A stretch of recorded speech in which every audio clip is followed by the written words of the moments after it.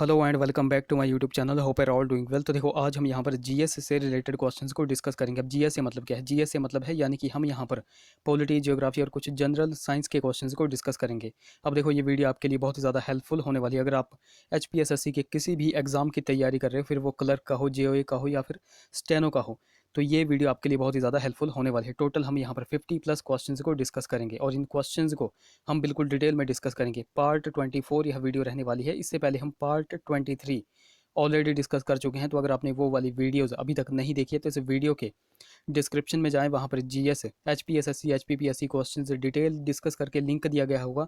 उस लिंक पर क्लिक करके आप उन वीडियोज़ को देख सकते हैं। तो बात करते हैं क्वेश्चन नंबर 70 के साथ। डरकी वॉज फर्स्ट इंट्रोड्यूस्ड अंडर, तो सर्वप्रथम किसके अंतर्गत द्वैध शासन का प्रारंभ हुआ था? देखो, द्वैध शासन की यहाँ पे बात की गई है। देखो, द्वैध शासन का आरंभ 1919 ईस्वी के भारत सरकार अधिनियम के द्वारा हुआ था। अब ऑप्शन में 1919 का भारत सरकार अधिनियम कहीं भी नहीं है, तो ऑप्शन डी यहाँ पर करेक्ट हो जाएगा।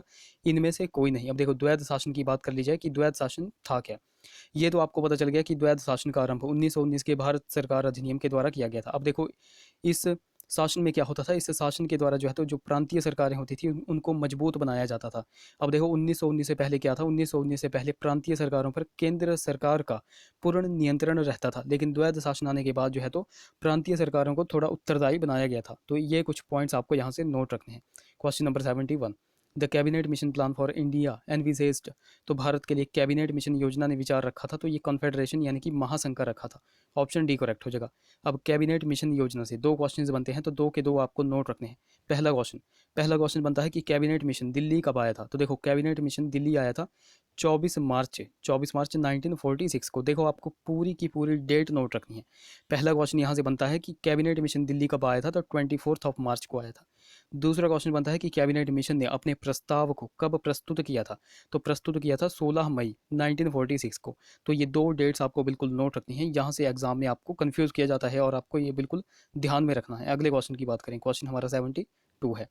Article 368 of the constitution of India deals with, तो भारत के संविधान का अनुच्छेद 368 संबंधित है भारतीय संसद की संविधान में संशोधन की शक्तियों से। ऑप्शन डी यहाँ पर करेक्ट हो जाएगा। अगले क्वेश्चन की बात करें, क्वेश्चन हमारा 73 है। Single citizenship in India is the gift of, तो भारत में एकल नागरिकता किसकी देन है? तो देखो, एकल नागरिकता ब्रिटिश संविधान यानी कि ब्रिटिश कॉन्स्टिट्यूशन की देन है। ऑप्शन बी यहाँ पर देखो करेक्ट हो जाएगा। अब देखो, यहाँ पे बात की गई है नागरिकता की, तो आपसे सीधा सा क्वेश्चन पूछा जाता है, बिल्कुल सिंपल सा क्वेश्चन पूछा जाता है कि भारतीय संविधान के किस भाग में और किस अनुच्छेद में जो है तो नागरिकता संबंधी उपबंध किए गए हैं? तो देखो, आपको नोट रखना है भारतीय संविधान के भाग 2 में और अनुच्छेद 5 से लेकर के 11 तक नागरिकता संबंधी उपबंध किए गए हैं। ये आपको बिल्कुल नोट रखना है। अगले क्वेश्चन की बात करें, क्वेश्चन हमारा 74 है। सोशलिज्म रेफर्स टू, तो समाजवाद से संदर्भ क्या है? स्टेट कंट्रोल्ड इकोनॉमी, राज्य नियंत्रित अर्थव्यवस्था। ऑप्शन सी यहाँ पर देखो बिल्कुल करेक्ट हो जाएगा। अगले क्वेश्चन की बात करें, क्वेश्चन हमारा 75 है। The constitution of India describes India as, तो भारत का संविधान भारत को दर्शाता है, तो भारत को दर्शाता है यूनियन ऑफ स्टेट्स यानी कि राज्यों के संघ के रूप में। 75 का ऑप्शन ए करेक्ट हो जाएगा। बाकी गाइज, अगर आप पहली बार हमारे चैनल पर विजिट कर रहे हो तो जरूर से हमारे चैनल को सब्सक्राइब कर दें, साथ में बेल आइकन को जरूर प्रेस करें। क्वेश्चन नंबर 76 की बात करें, आधार इज अ प्रोग्राम, तो आधार एक कार्यक्रम है। अब देखो, आधार एक कार्यक्रम है भारतीय निवासियों को पहचान प्रदान करने का, ये आप सभी को पता है। ऑप्शन बी यहाँ पर करेक्ट हो जाएगा।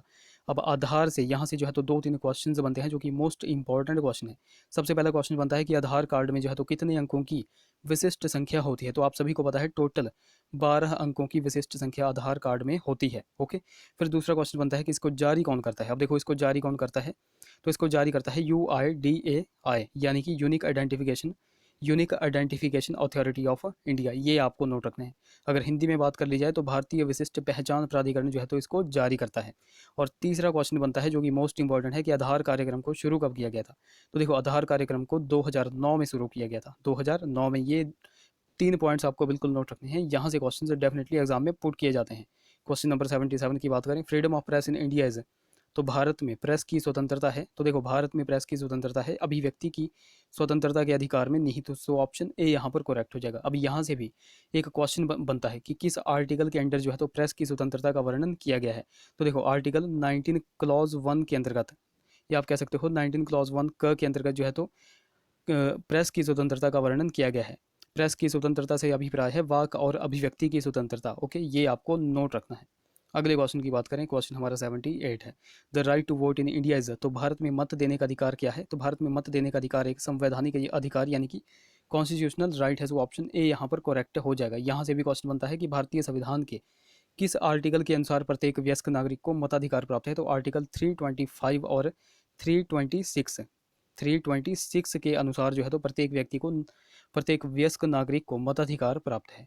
अगले क्वेश्चन की बात करें। बाकी गाइस अभी तक अगर आपने हमको टेलीग्राम और इंस्टाग्राम पे फॉलो नहीं किया है तो वहाँ पर जाकर के फॉलो कर ले, लिंक आपको डिस्क्रिप्शन में मिल जाएगा। बाकी लिंक कई बार चलता नहीं है तो आपको सिंपली क्या करना है, सबसे पहले टेलीग्राम पर जाना है और @लेट्स प्रिपेयर टू सर्च करना है, आपको हमारा चैनल जो है तो मिल जाएगा। इसी प्रकार आपको इंस्टाग्राम पे भी करना है। अगले क्वेश्चन की बात करें, क्वेश्चन हमारा 79 है। बाकी वीडियो अगर आपको अच्छी लग रही होगी तो जरूर से इस वीडियो को लाइक करें।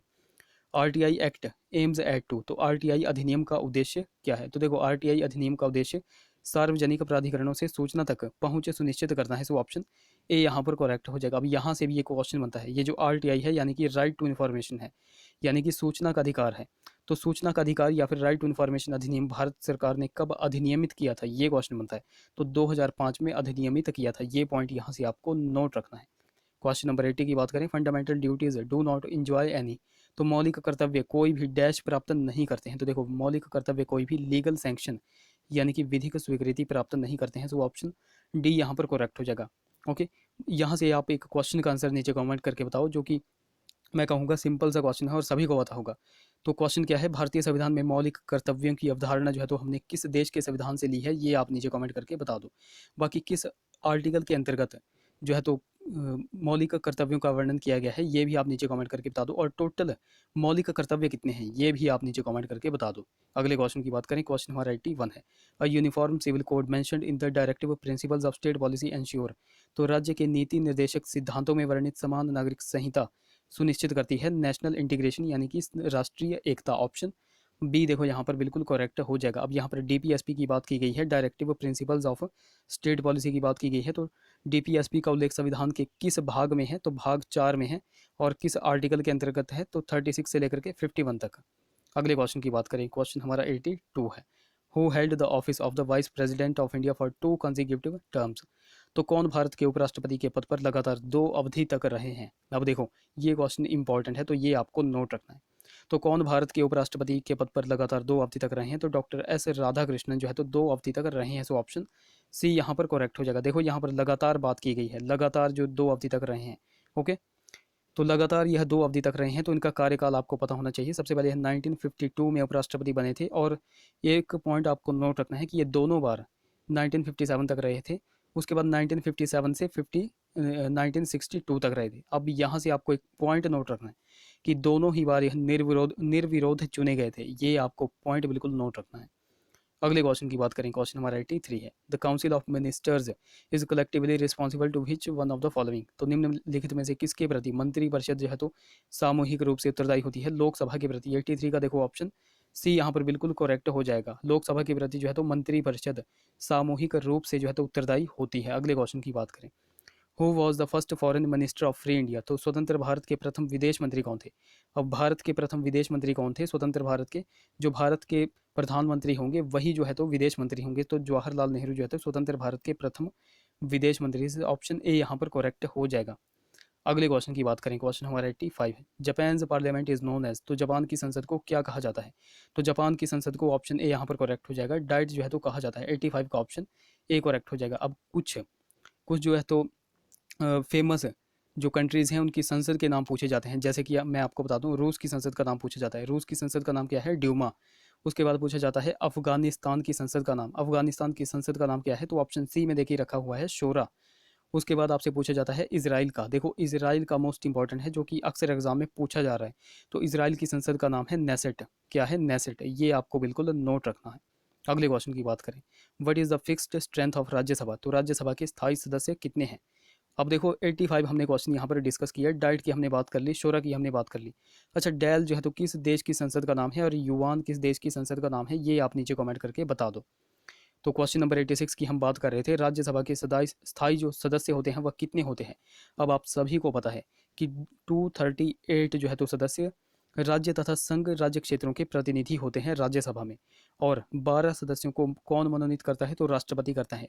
और अगर इनको प्लस किया जाएगा यानी कि जमा किया जाएगा तो टोटल कितने बन जाएंगे? 250 बन जाएंगे। तो यही आपसे क्वेश्चन पूछा गया है कि राज्यसभा के स्थायी सदस्य कितने होते हैं? तो 250 होते हैं। सो ऑप्शन डी यहाँ पर बिल्कुल करेक्ट हो जाएगा। अगले क्वेश्चन की बात करें, क्वेश्चन हमारा 87 है। The first female speaker of Lok Sabha is, तो लोकसभा की प्रथम महिला स्पीकर, ये आप सभी को पता है, मीरा कुमार। ऑप्शन ए यहाँ पर करेक्ट हो जाएगा। अगले क्वेश्चन की बात करें, क्वेश्चन हमारा 88 है। Union budget is always presented first in, तो केंद्रीय बजट हमेशा सर्वप्रथम प्रस्तुत किया जाता है, तो कहाँ पर प्रस्तुत किया जाता है? ये भी आप सभी को पता है, लोकसभा में प्रस्तुत किया जाता है। सो ऑप्शन ए यहाँ पर करेक्ट हो जाएगा। 89 क्वेश्चन की बात करें, who presides the joint session of parliament, तो संसद के संयुक्त सत्र की अध्यक्षता कौन करता है? अब देखो अध्यक्षता यहाँ पे बात की गई है। अगर आपसे पूछा जाता कि संसद के संयुक्त सत्र को कौन बुलाता है, कौन बुलाता है, तो अगर बुलाता पूछा गया होता तो राष्ट्रपति यहाँ पर राइट ऑप्शन हो जाता। बट यहाँ पर अध्यक्षता पूछा गया है तो लोकसभा स्पीकर जो है तो अध्यक्षता करता है। सो ऑप्शन बी यहाँ पर बिल्कुल करेक्ट हो जाएगा। बाकी वर्तमान लोकसभा स्पीकर कौन है? तो वर्तमान लोकसभा स्पीकर आप सभी को पता है, ओम बिरला है। अगले क्वेश्चन की बात करें, क्वेश्चन हमारा 90 है। अ bill presented in parliament becomes an act after, तो संसद में प्रस्तुत विधेयक एक कानून बन जाता है। तो एक कानून बन जाता है जब जब जो है तो the president has given his assent. Option B यहाँ पर देखो करेक्ट हो जाएगा। अध्यक्ष की स्वीकृति के बाद, या फिर आप कह सकते हो राष्ट्रपति की स्वीकृति के बाद। ओके, अगले क्वेश्चन की बात करें, क्वेश्चन हमारा 91 है। Which one of the following is the largest committee of the parliament, तो निम्नलिखित में से कौन सी संसद की सबसे बड़ी समिति है? तो देखो संसद की सबसे बड़ी समिति है प्राक्कलन समिति। ऑप्शन ए यहाँ पर करेक्ट हो जाएगा। कौन सी है? प्राक्कलन समिति। अब देखो यहाँ से एक क्वेश्चन बनता है कि ये जो संसदीय समितियां हैं यह अस्तित्व में कब आई थी? तो देखो संसदीय समितियां 1921, आप ऐसा बोल सकते हो कि मॉन्टेग्यू चैम्सफोर्ड सुधारों के आधार पर जो है तो 1921 में यह संसदीय समितियां जो है तो अस्तित्व में आई थी। ये पॉइंट यहाँ से आपको नोट रखते हैं। फिर दूसरा क्वेश्चन बनता है कि संविधान के किस आर्टिकल में संसदीय समितियों का उल्लेख किया गया है? तो आर्टिकल 105 में संसदीय समितियों का उल्लेख किया गया है। ये भी पॉइंट यहाँ से आपको नोट रखना है। बाकी संसदीय समितियां देखो दो प्रकार की होती हैं, एक तो होती है स्थायी समितियां और एक होती हैं अस्थायी समितियां। ये आपको नोट रखना है। अब स्थायी में कौन कौन सी आती हैं? स्थायी में जैसे आपने यहाँ पर देख लिया, प्राक्कलन समिति आती है स्थायी समिति, फिर लोक लेखा समिति आती है, कार्य मंत्रणा समिति आती है, फिर उसके बाद SC ST समुदाय के कल्याण संबंधी जो है तो समिति आती है, सार्वजनिक उपक्रम के विषय में जो है तो समितियाँ आती हैं, और अस्थायी में दो तीन आपको नोट रखनी है। एक तो जांच समितियाँ, ये अक्सर एग्जाम में पूछा जाता है, जांच समितियाँ जो है तो किस समिति के अंतर्गत आती है? तो यह एक अस्थायी समिति होती है। उसके बाद सलाहकार समिति, यह भी एक अस्थायी समिति होती है। तो ये कुछ समितियों के बारे में आपको नोट रखने हैं पॉइंट्स। अगले क्वेश्चन की बात करें, the supreme court of India enjoys, तो भारत के सर्वोच्च न्यायालय को प्राप्त है। तो देखो भारत के सर्वोच्च न्यायालय को मौलिक, अपीलीय और परामर्शी क्षेत्राधिकार जो है तो प्राप्त है। तो ऑप्शन डी यहाँ पर बिल्कुल करेक्ट हो जाएगा। 92 का ऑप्शन डी करेक्ट हो जाएगा। अच्छा, संविधान के किस भाग में जो है तो किस भाग में सर्वोच्च न्यायालय का वर्णन किया गया है? ये आप नीचे कमेंट करके बता दो। अगले क्वेश्चन की बात करें, क्वेश्चन हमारा 93 है। Who can appoint a district जज, तो कौन एक जिला न्यायाधीश की नियुक्ति कर सकता है? तो देखो जिला न्यायाधीश की नियुक्ति जो है तो उच्च न्यायालय से परामर्श करके राज्यपाल कर सकता है। सो ऑप्शन ए यहाँ पर बिल्कुल करेक्ट हो जाएगा। 94 क्वेश्चन की बात करें, the chief minister is appointed by, तो मुख्यमंत्री नियुक्त होता है। तो मुख्यमंत्री को नियुक्त कौन करता है? तो राज्यपाल जो है तो नियुक्त किए जाते हैं, राज्यपाल के द्वारा इसको नियुक्त किया जाता है। सो ऑप्शन बी यहाँ पर बिल्कुल करेक्ट हो जाएगा। अगले क्वेश्चन की बात करें, when was the Panchayati Raj system introduced in India, तो भारत में पंचायती राज व्यवस्था जो है तो कब लागू की गई थी? 1959, ये आप सभी को पता है। 2 अक्टूबर 1959 को जो है जवाहरलाल नेहरू ने पंचायती राज व्यवस्था को लागू किया था। यहाँ से एक क्वेश्चन बनता है कि देश में राष्ट्रीय पंचायती राज दिवस जो है तो कब मनाया जाता है?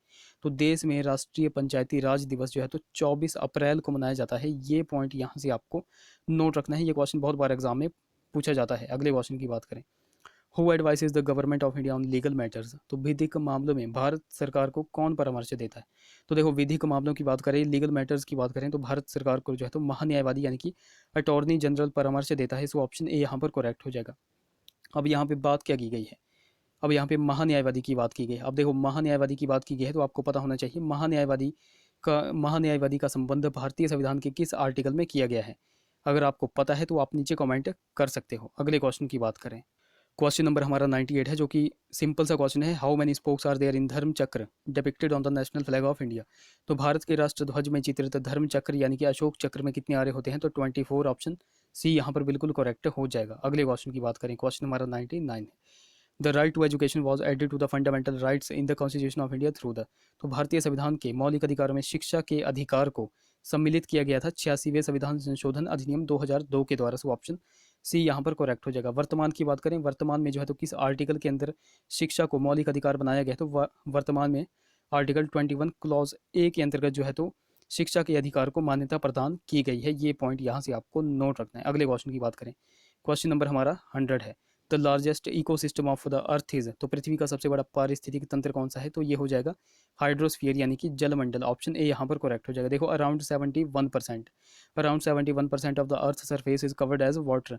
तो वाटर ने जो है तो यानी कि जल ने जो है तो कवर किया है around 71% of the earth. Okay, question number 101 की बात करें, वन महोत्सव इज एसोसिएटेड विद। तो वन महोत्सव जो है तो संबंधित है। तो देखो वन महोत्सव संबंधित है, किससे संबंधित है? तो ये जो है तो प्लांटिंग ट्रीज यानी कि वृक्षारोपण से संबंधित है। तो ऑप्शन सी यहाँ पर बिल्कुल करेक्ट हो जाएगा। अगले क्वेश्चन की बात करें, क्वेश्चन हमारा 102 है। Vermi compost is an. तो वर्मी कंपोस्ट है तो वर्मी कंपोस्ट है एक ऑर्गेनिक फर्टिलाइजर, कार्बनिक उर्वरक। ऑप्शन बी यहाँ पर करेक्ट हो जाएगा। देखो ये क्वेश्चन डायरेक्टली ऐसे ही पुट किए जाते हैं, तो ये आपको बिल्कुल नोट रखने हैं। अगले क्वेश्चन की बात करें, क्वेश्चन हमारा 103 है। Acid rain is caused by the pollution of environment why. तो किसके द्वारा पर्यावरणीय प्रदूषण से अम्ल वर्षा होती है? तो देखो अम्ल वर्षा किससे होती है? तो ये होती है कार्बन मोनोऑक्साइड। ऑप्शन ऑप्शन यहाँ पर सॉरी यहाँ पर ऑप्शन बी करेक्ट हो जाएगा। नाइट्रस ऑक्साइड और सल्फर डाइऑक्साइड की वजह से जो है तो अम्ल वर्षा होती है। ऑप्शन बी करेक्ट हो जाएगा। ये भी क्वेश्चन डायरेक्टली ऐसे ही पुट किया जाता है, तो ये भी आपको बिल्कुल नोट रखना है। क्वेश्चन नंबर 104 की बात करें, lichens are the best indicator of. तो लाइकेन सर्वोत्तम सूचक होते हैं एयर पॉल्यूशन के यानी कि वायु प्रदूषण के। सो ऑप्शन ए यहाँ पर बिल्कुल करेक्ट हो जाएगा। क्वेश्चन नंबर 105 की बात करें, in India tropical rain forest occurs in. तो भारत में उष्ण कटिबंधीय वर्षा वन होते हैं। तो देखो भारत में उष्ण कटिबंधीय जो वर्षा वन होते हैं वह होते हैं अंडमान निकोबार में। ऑप्शन ए यहाँ पर करेक्ट हो जाएगा। अब यहाँ से एक क्वेश्चन बन सकता है कि भारत में जो है तो समशीतोष्ण, एक तो हो गए समशीतोष्ण वन और एक हो गए उष्ण कटिबंधीय पर्णपाती वन। पर्णपाती वन ये कहाँ पर पाए जाते हैं? तो देखो ये आपको नोट रखने हैं कि भारत में समशीतोष्ण वन या फिर आप कह सकते हो उष्ण कटिबंधीय पर्णपाती वन या तो हिमाचल प्रदेश में पाए जाते हैं या फिर उत्तराखंड में पाए जाते हैं या थोड़े बहुत जो है तो जम्मू कश्मीर में भी पाए जाते हैं। ओके, अगले क्वेश्चन की बात करें। सो क्वेश्चन नंबर हमारा 106 है। The concept of carbon credit originated from which one of the following. तो निम्नलिखित में से किस में से कार्बन क्रेडिट की संकल्पना का उद्भव हुआ था? तो किस में से हुआ था? तो ये हुआ था क्योटो प्रोटोकॉल। ऑप्शन डी यहाँ पर करेक्ट हो जाएगा, क्योटो प्रोटोकॉल। अब क्योटो प्रोटोकॉल देखो हुआ कब था? तो क्योटो प्रोटोकॉल 1997 में हुआ था। क्योटो कहाँ पर पड़ता है? तो ये जापान में पड़ता है। अब ये क्योटो प्रोटोकॉल क्यों हुआ था? क्योंकि इसमें जो है तो कार्बन डाइऑक्साइड को कम करने के लिए इसमें जो है तो योगदान दिया गया था। ये पॉइंट यहाँ से आपको नोट करना। अब देखो कुछ इंपॉर्टेंट प्रोटोकॉल की अगर बात कर ली जाए, कुछ इंपॉर्टेंट प्रोटोकॉल अक्सर एग्जाम में पूछे जाते हैं। तो देखो सबसे पहला पूछा जाता है नायरोबी। नायरोबी प्रोटोकॉल जो है तो कब हुआ था और कहाँ पर हुआ था? देखो केन्या की कैपिटल है नायरोबी यानी कि यह केन्या में हुआ था। और कब हुआ था? 1985 में यह हुआ था, 1985 में। और हुआ क्यों था? तो पर्यावरण को बचाने के लिए यह हुआ था। उसके बाद बात कर लें मॉन्ट्रियल प्रोटोकॉल। क्या हो मॉन्ट्रियल प्रोटोकॉल ये कहाँ पर हुआ था? तो ये कनाडा में हुआ था और 1987 में हुआ था। और ये हुआ क्यों था? तो ओजोन होल के छिद्र को जो है तो बचाने के लिए यह सम्मेलन हुआ था। फिर एक और पूछा जाता है रियो सम्मेलन। रियो सम्मेलन कहाँ पर हुआ था? तो देखो रियो जो है तो ब्राज़ील में हुआ था और 1992 में यह हुआ था। और इसी को रियो सम्मेलन को जो है तो पृथ्वी सम्मेलन भी कहा जाता है। तो ये कुछ इंपॉर्टेंट पॉइंट्स आपको बिल्कुल नोट रखने हैं। बाकी गाइज अगर आपको वीडियो अच्छी लग रही होगी, हेल्पफुल लग रही होगी, तो जरूर से इस वीडियो को लाइक कर दें। क्वेश्चन हमारा 107 है। Which one of the following is not a major greenhouse gas. तो निम्नलिखित में से कौन सी प्रमुख हरित गैस नहीं है? तो कौन सी नहीं है? सो 107 का देखो राइट ऑप्शन क्या हो जाएगा? ऑप्शन सी करेक्ट हो जाएगा। कैल्शियम कार्बोनेट एक हरित गैस नहीं है। अब यहाँ से आपको पता चल गया कि कार्बन डाइऑक्साइड जो है देखिए हरित गैस है, ग्रीन हाउस गैस है, मीथेन भी है और वाटर वेपर भी है। कुछ और अगर बात कर ली जाए मेजर ग्रीन हाउस गैसेज की, कुछ और बात कर ली जाए, एक तो हमने कार्बन डाइऑक्साइड देख लिया, मीथेन हमने देख लिया, वाटर वेपर देख लिया। फिर उसके बाद जैसे नाइट्रस ऑक्साइड भी एक ग्रीन हाउस गैस है, ये भी आपको नोट रखना है। CFC का क्लोरोफ्लोरोकार्बन यह भी एक ग्रीन हाउस गैस है। उसके बाद एक और आता है हाइड्रो CFC यानी कि हाइड्रोक्लोरोफ्लोरोकार्बन, यह भी एक ग्रीन हाउस गैस है। तो ये कुछ फेमस ग्रीन हाउस गैसेज आपको नोट रखनी है। अगले क्वेश्चन की बात करें, Sohan culture is another name of, तो सोहन कल्चर किसका दूसरा नाम है? अब देखो सोहन कल्चर किसका दूसरा नाम है, सो ऑप्शन डी करेक्ट हो जाएगा, पैलियोथिक कल्चर का। अगले क्वेश्चन की बात करें, तो क्वेश्चन नंबर 141 आप स्क्रीन पर देख सकते हो, the gulf of Mannar is situated along the coast of, तो किसके तट पर मन्नार की खाड़ी स्थित है? तो मन्नार की खाड़ी तमिलनाडु के तट पर स्थित है, सो ऑप्शन ए यहाँ पर करेक्ट हो जाएगा। अब खाड़ी के बारे में यहाँ पर बात की गई है, खाड़ी किसे कहते हैं? देखो तीन ओर से घिरे हुए समुद्र को जो है तो खाड़ी कहा जाता है, ये पॉइंट यहाँ से आपको नोट रखना है। अगला question, what is the difference between IST and GMT, तो IST और GMT के बीच कितना अंतर होता है? सबसे पहले आपको फुल फॉर्म इनकी पता होनी चाहिए। IST की फुल फॉर्म क्या होती है? इंडियन स्टैंडर्ड टाइम, और GMT की ग्रीनविच मेन टाइम, तो इनके बीच लगभग 5.5 घंटे का अंतर होता है, सो ऑप्शन बी यहाँ पर करेक्ट हो जाएगा। अगले क्वेश्चन की बात करें, the highest peak of Nilgiris, तो नीलगिरी का सर्वोच्च शिखर कौन सा है? तो यह डोडा बेटा चोटी, ऑप्शन बी यहाँ पर करेक्ट हो जाएगा। अब देखो यहाँ से एक क्वेश्चन बनता है कि दक्षिण भारत का सबसे ऊंचा शिखर कौन सा है? तो देखो दक्षिण भारत का सबसे ऊंचा शिखर कौन सा है? तो यह है अनाई मुदी। और दूसरा क्वेश्चन क्या बनता है? दूसरा क्वेश्चन बनता है कि दक्षिण भारत का दूसरा सबसे ऊंचा शिखर कौन सा है? तो दूसरा सबसे ऊंचा शिखर है डोडा बेटा चोटी, तो ये दो आपको बिल्कुल यहाँ से नोट रखने हैं। अगले क्वेश्चन की बात करें, क्वेश्चन हमारा 144 है, an important river of the Indian desert is, तो भारतीय मरुस्थल की एक महत्वपूर्ण नदी कौन सी है? तो यह है लूनी नदी, ऑप्शन डी यहाँ पर करेक्ट हो जाएगा। अब लूनी नदी के बारे में एक पॉइंट यहाँ से आपको नोट रखना है। पहले तो आपको नोट रखना है कि यह कहाँ से इसका उद्गम होता है, कहाँ से यह निकलती है, तो अजमेर राजस्थान के निकट जो है तो अरावली पहाड़ियों से यह निकलती है। दूसरा क्वेश्चन सीधा सा पूछा जाता है कि साल्ट रिवर किस नदी को कहा जाता है? तो साल्ट रिवर लूनी नदी को ही कहा जाता है, ये पॉइंट यहाँ से आपको नोट रखना है। अगला question, Kaziranga national park is famous for, तो काजीरंगा राष्ट्रीय उद्यान किसके लिए प्रसिद्ध है? तो काजीरंगा राष्ट्रीय उद्यान गैंडों के लिए प्रसिद्ध है, सो ऑप्शन ए यहाँ पर बिल्कुल करेक्ट हो जाएगा। काजीरंगा राष्ट्रीय उद्यान है कहाँ पर? तो देखो यह असम में है, एक सिंग वाले गैंडे के लिए यह प्रसिद्ध है। यह उद्यान, इस उद्यान की बात करें तो काजीरंगा राष्ट्रीय उद्यान, इसको कब घोषित किया गया था? 1905 में जो है तो काजीरंगा को राष्ट्रीय उद्यान घोषित किया गया था। अगले क्वेश्चन की बात करें, साइलेंट वैली ऑफ केरला, तो केरल की साइलेंट वैली क्या है? में पौधे और प्राणियों की दुर्लभ प्रजातियां समाविष्ट हैं, ऑप्शन ए यहाँ पर करेक्ट हो जाएगा। साइलेंट वैली को ही देखो शांत घाटी कहा जाता है। अच्छा, एक और घाटी है फूलों की घाटी, ये कहाँ पर है? ये आप नीचे कमेंट करके बता दो। अगले क्वेश्चन की बात करें, क्वेश्चन हमारा 147 है, yellow revolution is associated with the production of, तो पीत क्रांति यानी कि पीली क्रांति किसके उत्पादन से संबंधित है? तो यह ऑयल सीड्स यानी कि तिलहन के उत्पादन से संबंधित है, ऑप्शन ए यहाँ पर करेक्ट हो जाएगा। अब यहाँ से भी कुछ क्वेश्चंस बनते हैं, जैसे कि पीली क्रांति तो हमने देख लिया, फिर पूछा जाता है हरित क्रांति किसके उत्पादन से संबंधित है? तो यह खाद्यान्न उत्पादन से संबंधित है। श्वेत क्रांति किसके उत्पादन से संबंधित है? तो यह दुग्ध उत्पादन से संबंधित है। फिर पूछा जाता है नीली क्रांति, यह किससे संबंधित है? तो नीली क्रांति जो है तो मत्स्य उत्पादन से संबंधित है। फिर पूछा जाता है गुलाबी यानी कि पिंक क्रांति, यह जो है तो प्याज और झींगा मछली के उत्पादन से संबंधित है। तो ये कुछ इंपॉर्टेंट रेवल्यूशंस आपको बिल्कुल नोट रखनी है। अगले क्वेश्चन की बात करें, क्वेश्चन हमारा 148 है, the highest grade and best quality coal is, तो उच्च ग्रेड और सर्वोत्तम गुणवत्ता वाला कोयला कौन सा है? तो यह एंथ्रेसाइट, ऑप्शन बी यहाँ पर करेक्ट हो जाएगा। अब एंथ्रेसाइट प्रकार का कोयला बेसिकली पाया कहाँ पर जाता है? तो बेसिकली यह जो है तो जम्मू कश्मीर के कारगिल क्षेत्र में पाया जाता है।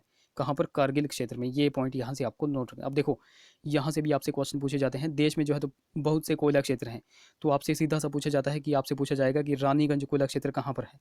देखो रानीगंज कोयला क्षेत्र कहाँ पर है? तो ये पश्चिमी बंगाल में है। फिर आपसे पूछा जाता है बोकारो कोयला क्षेत्र, यह कहाँ पर है? तो यह झारखंड में है। उसके बाद आपसे पूछा जाता है तलचर कोयला क्षेत्र, देखो तलचर अक्सर एग्जाम में पूछा जा रहा है, तो यह कहाँ पर है? उड़ीसा में। फिर उसके बाद आपसे मोस्ट इंपॉर्टेंट पूछा जाता है झरिया कोयला क्षेत्र, यह कहाँ पर है? तो यह झारखंड में है। देखो आपको इन दो नामों में कंफ्यूज नहीं होना है, एक तो हो गया सिंगरौली और एक हो गया सिंगरैनी। तो देखो इन दो नामों में आपको कंफ्यूज नहीं होना है। सिंगरौली अगर पूछा जाएगा तो सिंगरौली कोयला क्षेत्र कहाँ पर है? तो यह मध्य प्रदेश में है। और अगर आपसे सिंगरैनी कोयला क्षेत्र पूछा जाएगा तो यह आंध्र प्रदेश में है। ओके, तो ये कुछ फेमस कोयला क्षेत्र हैं जो कि आपको बिल्कुल नोट रखने हैं। अगले क्वेश्चन की बात करें, क्वेश्चन हमारा 149 है जो कि हमारा लास्ट क्वेश्चन है, diesel locomotives are manufactured at, तो डीजल लोकोमोटिव कहाँ पर उत्पादित होते हैं? तो यह वाराणसी यानी कि उत्तर प्रदेश में उत्पादित होते हैं, सो ऑप्शन ए यहाँ पर करेक्ट हो जाएगा। अब यहाँ से भी एक पॉइंट आपको नोट रखना है, इलेक्ट्रिक लोकोमोटिव कहाँ पर मैन्युफैक्चर किए जाते हैं? तो देखो इलेक्ट्रिक लोकोमोटिव चितरंजन में मैन्युफैक्चर किए जाते हैं, सो ऑप्शन डी यहाँ पर करेक्ट हो जाएगा। तो चितरंजन है कहाँ पर? तो चितरंजन पड़ता है पश्चिमी बंगाल में। ओके, तो देखो गाइस ये थे हमारे कुछ क्वेश्चंस। आई होप वीडियो आपको इन्फॉर्मेटिव लगी होगी। अगर वीडियो अच्छी लगी है तो जरूर से इसे लाइक करें, शेयर करें, चैनल को सब्सक्राइब करें, साथ में बेल आइकन को जरूर दबाएं। तो चलिए मिलते हैं अगली वीडियो में, टिल देन टेक केयर।